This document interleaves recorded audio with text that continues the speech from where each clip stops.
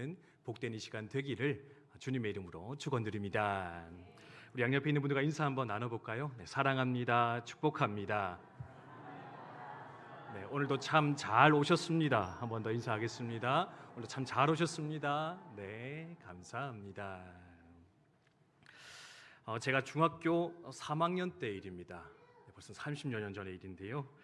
고등학교 진학을 앞두고 있던 어느 날 저희 어머니께서 저에게 집에서 멀리 조금 떨어져 있는 기숙사 고등학교로 진학해 보지 않겠느냐, 그렇게 추천을 해 주셨습니다. 제가 사고를 치거나 문제 있어서 내쫓으려고 하는 건 아니었고요. 기독교 미션 스쿨이 있는데 괜찮은 곳이다 소문을 듣고는 한번 가보라라는 그런 권면이었습니다. 그 전까지는 집을 떠나 산 적이 없었기 때문에 사실 선뜻 마음이 내키진 않았었는데요. 근데 조금 생각해 보고는 그 학교로 한번 가보겠다 결심을 하게 되었습니다. 왜냐하면 이제 그 당시에 좀 기억하실지 모르겠는데 남자 셋 여자 셋 논스톱이라고 하는 너무 옛날 사람입니까? 1세대 시트콤이 이렇게 유행을 하던 시절이었는데 그 시트콤의 배경이 다 이제 학교 기숙사나 이제 하숙집이었습니다.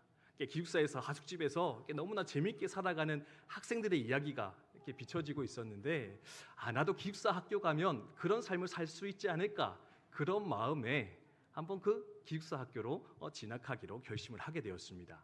시간이 지나고 이제 마침내 입학식이 되었습니다. 근데요, 입학식 당일날 저의 소망은, 저의 꿈은 산산조각 나는 것을 경험하게 되었습니다. 왜냐하면요, 이제 입학식 앞두고 기숙사가 너무 궁금하니까 이제 기숙사를 먼저 찾아 들어갔거든요. 딱 들어갔는데 이제 뭔가 밝고 환하고 싱그러운 느낌의 기숙사가 있어야지만이 거기서 이제 그런 시트콤과 같은 삶을 살아갈 수 있는데, 들어가니까요 입구부터 어두침침한 겁니다. 불빛이 없습니다. 그리고 무엇보다도 제 코를 찌르는 강한 화장실 냄새가, 그 찌른내라고 하죠. 찌른내가 제 코를 막 찌르는데, 뭔가 잘못되었다, 뭔가 잘못 판단되었다, 저는 생각을 하게 되었습니다. 아니나 다를까 이제 기숙사 그 방을 들어갔는데요. 방의 구조가 어땠냐면 한 10평도 채 안 되는 공간 안에 작은 복도, 나무 평상 12개의 나무 관물대가 있는 겁니다.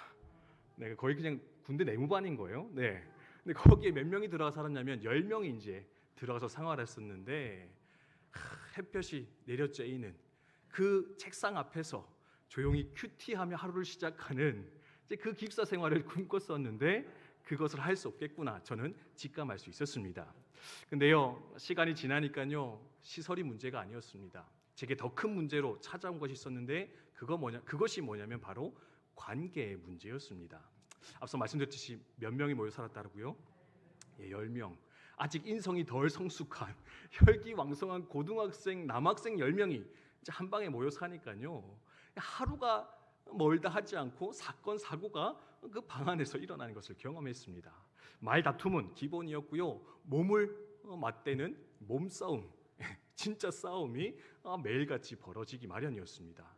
싸우기 시작하면은요, 모종 삽이고 허리띠고 눈에 보이는 거 잡히는 거 가지고 이제 옥상으로 올라와 죽일 때까지 막 싸우겠다 달려드는데 쉽지 않았고요. 심지어 편이 갈라지고 누구 왕따 시키고 그렇게 하면서 시간들을 보내게 되었던 것 같습니다.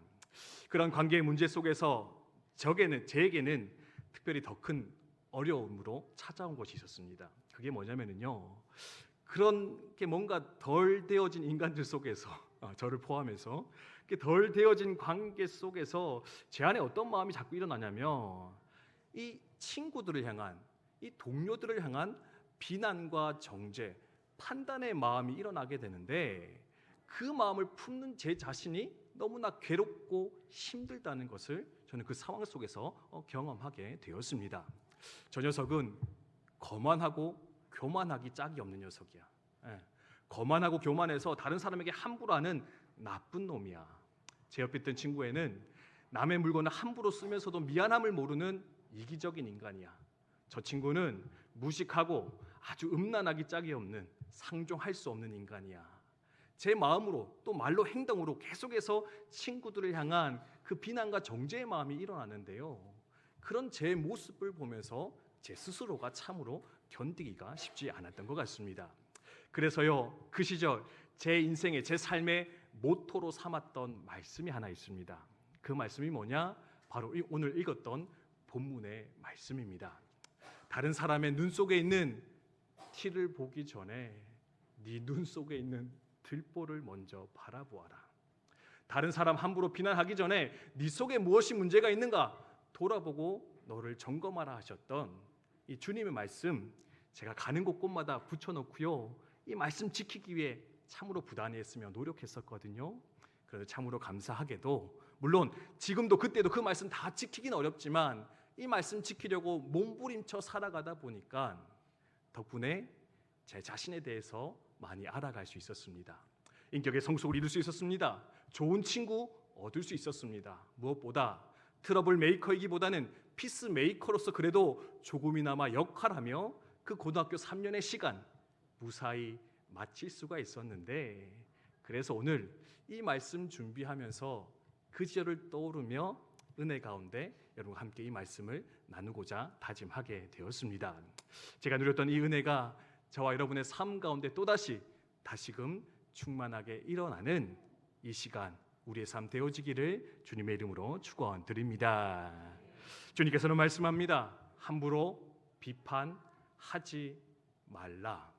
여기서 비판한다라는 것은 무엇이냐? 다른 사람들을 너무나 쉽게 함부로 판단하거나 정죄하지 말라. 그것을 명령하시는 주님의 말씀입니다. 물론 비판과 분별은 구분될 필요가 있습니다. 이런 분별과 비판 무슨 차이가 있느냐? 분별은요, 확실하게 잘못된 거에 대해서 지적하고 조언하는 것, 그것을 가리켜서 분별이라 이야기할 수가 있습니다. 예수님은 불의와 적당히 타협하며 살라, 이제 그걸 명하진 않거든요.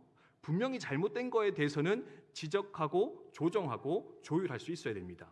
근데 문제는 무엇이냐? 분명하게 잘못되지 않은 것 또는 잘못된 동기나 근거를 가지고 다른 사람을 판단하거나 비판할 때가 있을 것인데, 이런 상황에 대해서는 너희가 주의하여서 그것을 행하지 않도록 해야 된다. 그것이 바로 내 제자, 주님의 제자가 살아가야 될 빛과 소금의 삶일 것이다. 주님께서는 명령하고 있다라는 겁니다. 풀어 설명하면 이렇습니다. 홧김에 함부로 비판하지 마라. 또는 시기심이나 질투심, 복수심 때문에 다른 사람을 비판하지 마라.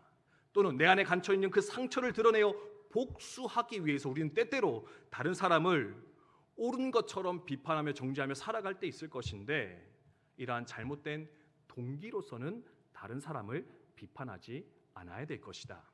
또한 잘못된 근거로서도 다른 사람 판단하면 안 되는데요, 우리 중에 이런 사람들이 있습니다. 나는 맞는데 다른 사람 다 틀렸어. 네가 뭐라고 하든지 간에, 네가 뭘 하든지 간에 내가 하는 것이 가장 옳고 맞아.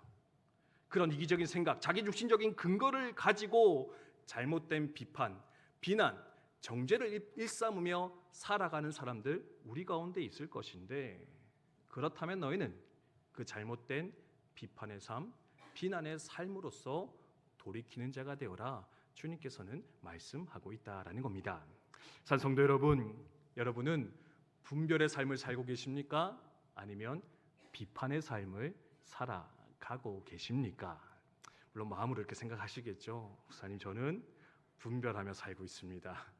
제가 남편에게, 아내에게, 자녀에게 하는 그 모든 것들은 아름다운 분별의 역사입니다. 근데 여러분, 사람이 완벽하지 않잖아요. 우리가 가지고 있는 근거가 온전하지 못할 것인데, 그래서 사실은 분별하기보다는 비판하며 사는 것, 함부로 정죄하여 상처를 입히고 상처를 받으며 사는 것, 그게 바로 우리네 삶의 모습일 것인데, 오늘 말씀을 통하여서 하나님 그 잘못된 비난의 삶, 비판의 삶으로부터 우리가 벗어나게 해주시고 옳은 분별, 더 나아가서는 진정한 화해와 연합의 삶이 우리 가운데 일어나게 하여 주시옵소서. 함께 소망하여 나아가는 이 시간이 되었으면 좋겠습니다. 그러면 예수님께서 왜 비판을 하지 말라 말씀하실까요? 세 가지 정도로 묵상해 볼 수 있을 것 같습니다. 첫 번째 이유, 이것인 것 같은 함께 읽겠습니다. 시작. 아멘. 그렇습니다. 왜 비판하지 말라 주님 말씀하시느냐? 오늘 말씀에 따르면 비판은 비판을 만들기 때문에, 비판으로서는 선한 것을 만들어낼 수가 없고 결국에는 악한 또 다른 비판을 만들어내 우리의 삶을 고통스럽게 만들 수밖에 없을 것인데, 그러므로 이것을 기억하여서 너희는 비판을 행하지 않는 자가 되라 주님께서 말씀하고 있습니다. 여러분 집에서 잘 경험하고 계시잖아요. 남편이 집에 와서 이야기합니다. 정리가 안 돼 있어요. 어지러워요. 뭐라고 이야기합니까? 아니 이놈의 펜네는 집에만 있으면서 도대체 청소도 안 하고 뭐 하는 짓이야? 손가락질을 합니다. 비난을 날렸습니다. 그럼 아내분들 어떻게 이야기합니까? 아이고 죄송합니다. 제가 집에만 있는데 청소도 잘 안 하고 다 제 잘못입니다. 사과를 하십니까? 아니죠, 그렇죠? 네. 그럼 자연스럽게 나오는 말이 뭐냐? 야, 니는 쥐꼬리만한 월급 갖다 주면서 또 오늘도 생색이냐? 나도 바쁘다, 나도 힘들다. 니도 애를 한번 키워봐라. 네. 이렇게 이야기하면서 대받아치는 비판이 일어나기 시작하고요. 이 말 몇 마디 왔다 갔다 하면 어떻게 됩니까? 네. 더 큰 상처, 더 큰 비난의 역사가 우리 가운데 일어나서 고통하게 되는 우리의 삶을 바라보게 될 것인데, 그러므로 비판은 결국에는 또 다른 비판의 악순환, 그것을 만들어내요 결국 내가 헤아림을 받는 어리석음의 자리로 들어가게 될 것인데, 너희는 함부로 비판하지 마. 그래서 너희가 헤아림 받지 않도록 주의하여 살아가는 자가 되어라 주님께서는 말씀해 주고 있습니다. 특별히 여기서 헤아림은요, 사람으로부터 받는 헤아림만을 말씀하고 있지 않다. 여러분 꼭 기억하셔야 됩니다. 이게 뭐냐? 여러분 마지막 때가 되면 주님 만나게 될 겁니다. 주님 앞에 서면 우리가 뭐 이야기하겠습니까? 주님 용서해 주십시오. 자비와 긍휼 베풀어 주십시오. 우리 기도했듯이 주님 뜻대로 살고자 했지만 마음은 원인데 육신이 약하여 그 길을 걷지 못했습니다. 주여 용서해 주시옵소서. 그러면 우리를 그런 요구를 하는 우리 앞에 주님 아마 물으실 겁니다. 그래, 그럼 너는 얼마나 많은 자비와 용서를 베풀며 그 땅의 삶을 살아왔느냐? 너는 비난자였느냐? 아니면 용서자였느냐? 아마 그렇게 물으시면서 내가 했던 그 비판에 대해서, 그 정죄에 대해서 주님은 똑같이 그 헤아림으로 우리의 삶을 판단하고자 말씀하실지도 모르겠는데, 그러니 주님 앞에서 우리가 헤아림 받지 않으려면, 주님의 심판 앞에 두렵고 떨림으로 서지 않고자 한다면 우리도 비난의 그 삶을, 잘못된 그 정죄의 삶을 멈춰 나아갈 수 있어야 되겠다. 여러분 이 시간 잘 기억하며 마음에 새기셨으면 좋겠습니다. 두 번째로 왜 비판하지 말라 하시느냐? 이것 때문에 그런 것 같습니다. 함께 읽습니다. 시작. 아멘. 그렇습니다. 당연한 소리죠, 그렇죠? 여러분 비판합니다. 아까도 이제 이게 집에서 이게 뭐야? 쥐꼬리만한 월급 이거 하다 보면 여러분 관계가 세워지겠습니까? 깨지겠습니까? 잘 모르십니까? 여러분 제가 싫습니까 또? 네, 이렇게 비판하면 이게 막 싸우다 보면 관계가 세워집니까? 깨어집니까? 깨어진다라는 겁니다. 그렇죠? 여러분 칭찬하고 감사하는데 막 관계 깨지는 거 보셨습니까? 아닙니다. 칭찬하고 감사하면요 관계가 막 세워집니다. 없던 사랑도 생깁니다. 근데 비판하기 시작하면, 정죄하기 시작하면은 있던 사랑도 사라지고요, 있던 정도 떨어지고 결국에는 관계가 깨지고 무너져서 아무것도 할 수 없는 상태로 들어가게 될 것인데, 그러므로 여러분 비판하는 것이 우리의 소중한 관계를 깨뜨릴 수 있다, 망가뜨릴 수 있다. 그러므로 우리 이것을 조심하여 주의할 수 있어야 되겠다. 여러분 기억하셨으면 좋겠고요. 또 무엇보다 우리 첫 번째 나눈 것처럼 내가 헤아리면 누구한테 헤아림을 받는다고요? 궁극적으로는 하나님께 헤아림을 받을 것이다. 근데요, 내가 비판하여서 인간과의 관계가 깨어지면 어떻게 되느냐? 더 나아가서는 하나님과의 관계도 단절되고 깨어지는 것, 그 무서운 심판의 자리를 우리 경험하게 될 것인데, 여러분 그러므로 함부로 비판하여 여러분의 관계를 깨뜨리지 않는 저 여러분 되시기를 주님의 이름으로 축원드립니다. 우리 이미 살펴봤던 마태복음 5장 말씀입니다. 다시 한번 읽도록 하겠습니다. 함께 읽습니다. 시작. 그러므로 예물을 드리려다가 거기서 내 형제에게 원망 들을 만한 일이 생각나거든 예물을 제단 앞에 두고 먼저 가서 형제와 화목하고 그 후에 와서 예물을 드리라. 아멘. 뭐라 말합니까? 네가 아무리 경건한 모습으로 예배 드릴지라도 깨어진 관계 속에 있느냐? 아니, 그럼 내가 그 예배 받지 않겠다. 뭐가 더 우선순위라고요? 예배하는 것보다 관계 회복하는 게 먼저인데 관계를 온전케 하여 온전한 마음으로 내게 나와 예배하는 것을 하나님 기뻐하신다 말씀하고 계시는데 인간의 관계의 틀어짐이 하나님과의 관계의 깨어짐으로까지 나아가지 않도록 항상 여러분의 삶 비판하는 입술을 주여 살아가시는 우리 모두 되셨으면 좋겠습니다. 마지막 세 번째인데요. 같이 읽겠습니다. 함께 읽습니다. 시작. 아멘. 그렇습니다. 마지막은 뭐냐? 우리는 비판을 위해서가 아니라 사랑을 위해서 부름받은 자들이기 때문에 여러분 사랑 때문에 부름받았습니까? 비판하라고 부름받았습니까? 그렇죠. 네. 그럼 여기서 비판하지 말라. 하나님은 비판하는 것을 싫어하신다라는 의미도 내포되어져 있다. 그렇게 주석가가 설명하는 걸 들을 수 있습니다. 하나님은요 사랑하며 살기를 원하십니다. 비판하며 깨어진 관계 속에 살아가는 것을 원치 않으신다. 그러므로 여러분 하나님의 부르심에 합당한 삶을 살기 위해서 비난하는 입술을 멈추고 사랑과 용서의 삶, 그 입술과 고백으로서 우리의 공동체 가정을 아름답게 세워가시는 우리 모두 되시기를 주님의 이름으로 축원드립니다. 네, 그래서 평소 같으면 이제 이렇게 해서 세 가지 하고 맞춰야 되는데요. 오늘따라 뭔가 이렇게 속도가 되게 빠르다는 느낌이 들지 않으십니까? 네, 수료식이 있어서 빨리 가시나? 죄송합니다. 오늘 좀 반칙을 써가지고 비판하지 말라 하셨는데 이제 어떻게 하면 비판하지 않을까? 네, 또 필요하지 않을까요, 그죠? 할렐루야. 네, 제가 이제 제 얘기 드렸듯이 제가 제 평생에 많은 묵상을 했던 말씀이라서 그래서 오늘은 비판하지 않아야 된다 이 세 가지 주제를 나눴고 그러면 어떻게 하면 비판하지 않을 수 있을까? 네, 이것도 중요할 것 같아가지고 또 세 가지를 이렇게 덧붙여 이런 거 나누고자 하는데 이것도 아주 빠르게 한번 나누어서 우리 마음에 새기도록 그렇게 하겠습니다. 자, 비판하지 않아야 되는데 그럼 어떻게 해야 될까요? 첫 번째는 이것입니다. 함께 읽습니다. 시작. 아멘. 그렇습니다. 여러분 비판하지 않아야 됩니다. 근데 어떻게 하면 될까? 오늘 말씀에서 명확하게 가르치시는 원리는요. 다른 사람 속에 있는 티가 아니라 내 눈 속에 있는 들보를 깨닫는 자가 되라.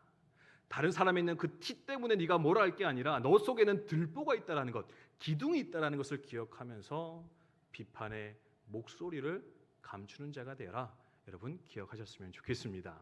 3절 말씀인데 다시 읽을까요? 읽습니다. 시작.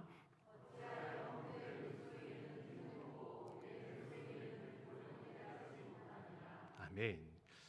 여러분 비판하는 사람의 특징이 있습니다. 그게 뭐냐? 나는 옳다라는 겁니다. 나는 잘못한 게 없다. 그러니까 어떻게 합니까? 내 앞에 잘못했다라고 생각되는 그 사람을 향해서 마음껏 비난과 정죄를 쏟아내는 것이 바로 비판하는 사람의 특징이라는 겁니다. 근데 여러분 기억하십시오. 하나님 앞에서는 모든 사람이 죄인입니다. 하나님 앞에 완전한 자 없습니다. 내가 모를 뿐이지 내가 착각하는 것이지 내가 그 사람을 판단하며 정죄할 만큼 나는 깨끗하고 옳은 사람이다. 아니요. 우리 아무도 하나님 앞에서 그렇게 말할 수 없을 것인데 그러므로 나의 연약함, 어리석음, 내 안에 들보를 먼저 생각하시면서 그 비판의 삶을 그 말을 멈춰 나아가시는 우리 모두 되셨으면 좋겠습니다. 이렇게 말씀드려도요 나는 옳은데요. 그럼 이것을 기억하십시오. 여러분이 아무리 옳아도요 다른 사람을 비난하는 그 순간부터 여러분에게 비난의 죄, 비난의 들보가 이미 생겨나기 시작한 겁니다. 비난하면은요 그 사람이 뭘 잘못했든지 간에 나의 이 비난의 죄가 그 사람의 잘못보다는 더 크고 중한 것으로서 하나님 앞에 다루어지게 될 것인데 그러니 나의 이 들보를 돌아보시고 만들지도 마시고 그것으로부터 자유롭기를 결단하시는 우리 모두 되셨으면 좋겠습니다. 두 번째는 이것인데요. 같이 읽습니다. 시작. 네, 아멘. 그렇습니다. 입장 바꿔놓고 여러분 이해하기 위해서 노력을 하시면 좋겠습니다. 우리의 판단은요 분명히 한계가 있습니다. 동의가 되십니까? 네, 내가 다 아는 것처럼 느껴지지만 다 알지 못합니다. 네, 예전에 제가 이렇게 사역하는데 군종병 하나가 주일날 와가지고 엄청 조는 겁니다. 그날따라 제 마음이 좋았겠습니까? 안 좋았겠습니까? 저도 인간인지라 쟤는 왜 제 평소답지 않게 왜 이렇게 와서 졸고 있지? 차라리 저렇게 졸 거면 집에 가서 졸지.